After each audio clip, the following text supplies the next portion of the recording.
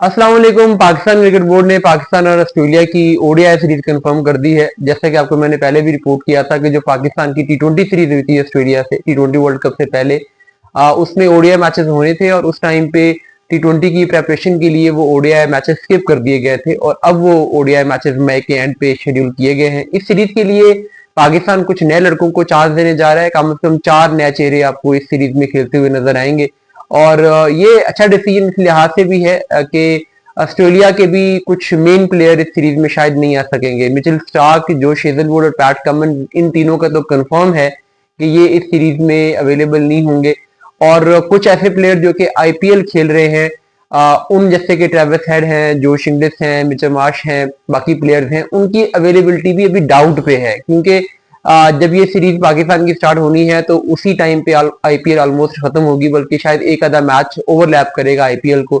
तो जो प्लेयर जो ऐसी टीमों में हैं जो कि आईपीएल के प्लेऑफ्स में जाएंगी, उनकी अवेलेबिलिटी के प्रॉब्लम भी इस सीरीज के लिए बनेंगे। तो ऑस्ट्रेलिया भी इस सीरीज में काफी सारे उन प्लेयर्स को जो कि आईपीएल नहीं खेल रहे, उन प्लेयर्स को चांस देगा। उसमें जरूरी नहीं है कि यंग प्लेयर्स हों, जैसे एडम जंपा हैं वो आईपीएल नहीं खेल रहे, और भी ऑस्ट्रेलिया के प्लेयर्स हैं।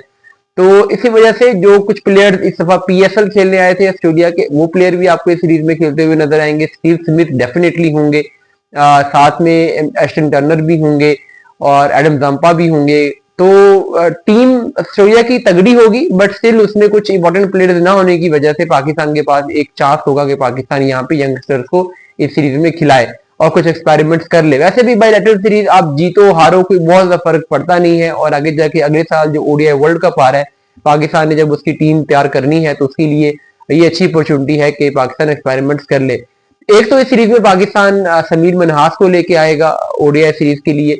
समीर ने पाकिस्तान के लिए भी पीएसएल भी खेली है, उससे पहले अंडर 19 खेला है, पाकिस्तान शाहीन के लिए खेला है, और टेक्निकली तो वो बड़ा करेक्ट बैट्समैन है, हर फॉर्मेट का बैट्समैन वो लगता है। लेकिन इस वक्त जो फॉर्मेट सबसे ज्यादा उसको सूट कर रहा है वो ओडीआई फॉर्मेट है, क्योंकि उसमें वो रन भी करता है, स्ट्राइक भी करता है, लेकिन बहुत ज्यादा तेज खेलने की इसको जरूरत नहीं होती, और लंबी इनिंग्स वो खेल सकता है। तो उसको कोई पैनिक करने की जरूरत भी नहीं होगी कि मैंने लाजमी आके तेज रन करने, वो अपना टाइम भी ले सकेगा। तो किसी भी प्लेयर का जो इंटरनेशनल डेब्यू है, अगर वो ऐसी सिचुएशन में होता है जहाँ पे वो कंफर्टेबल फील करे, खासकर फिर अपनी पाकिस्तान की पिचेस हों, तो ये उसके लिए परफेक्ट ड्रीम डेब्यू हो सकता है। इस सीरीज में वो होंगे। खैर फरहान को पाकिस्तान इस सीरीज में नहीं रखेगा। लास्ट सीरीज में बांग्लादेश से जो पाकिस्तान की ओडीआई सीरीज हुई थी उसमें फरहान थे, तो उनको ड्रॉप करके इस दफा समीर मनहास आएंगे। इसके अलावा पाकिस्तान जो एक और चेंज करने जा रहा है, इसमें वो स्पिन बॉलिंग में सुफियान वकीम को पाकिस्तान इस सीरीज में चांस देगा।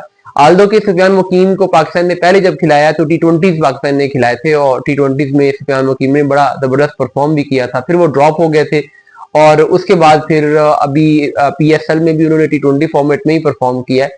लेकिन जितने कंट्रोल के साथ वो बॉलिंग कर रहे हैं और जितना कंसिस्टेंट लेंथ वो हिट कर रहे हैं, वो ओडीआईज में भी जबरदस्त बॉलिंग करवाएंगे। और ओडीआईज में आपको मिडिल ओवर्स में विकेटों की ज्यादा जरूरत है, क्योंकि टी20 में तो समटाइम ये होता है कि बैट्समैन अटैक करते हुए विकेट दे जाते हैं, बट ओडीआईज में अगर आपके पास मिडिल ओवर्स में पेनिट्रेटिंग बॉलर नहीं है जो कि विकेट इंड्यूस कर सके, तो फिर आपके लिए मुश्किल हो जाता है। इसलिए सुफियान वकीम एक बड़ा जबरदस्त एसेट हो सकते हैं, तो उनको इस दफा चांस दिया जाएगा और वो पाकिस्तान के लिए ये ओडीआई सीरीज खेलेंगे।